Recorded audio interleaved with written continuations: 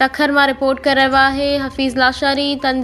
मरकज़ी तंज़ीम ताजरान पाकिस्तान के secretary general मरकज़ी तंज़ीम ताजरान पाकिस्तान के नायब सदर सखर स्मॉल ट्रेडर्स के सदर हाजी मोहम्मद जावेद मेमण चयो आहे त गुल प्लाज़ा कराची में लगंदड़ बाहि क़यामत जो मंज़र हुई। कराची खां ख़ैबर ताईं हर वापारी अफ़सोसनाक सानीअ ते इंतिहाई ॾुखोयल आहे।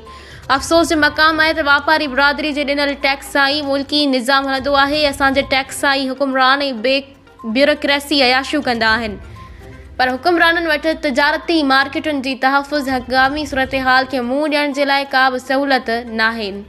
कराची गुल प्लाज़ा में मुसलसिल 36 कलाकनि ताईं बाहि ॿरंदी रही। केतिरा ई माण्हू शहीद थी विया, अरबे रुपयनि जूं दुकानूं ऐं माल सड़ी वियो, पर असां वटि का बि सहूलियत नाहे जंहिंसां असां फ़ौरी तौर ते बाहि ते क़ाबू करे वापारियुनि जी जान ऐं माल जे तहफ़ुज़ खे यकीनी बणाए सघूं। उन मौक़े ते Sukkur small traders general secretary Mohammad Amir Farooqui, chairman supreme council Hafiz Mohammad शरीफ़, नायब सदर मोहम्मद मुनीर मेमण, मोहम्मद ज़ाकिर ख़ान ऐं ॿिया मौजूद हुआ। सिंध हुकूमत पारां शहीदनि जे वारसनि जे लाइ 1-1 करोड़ रुपयनि जो ऐलान कयो वियो आहे।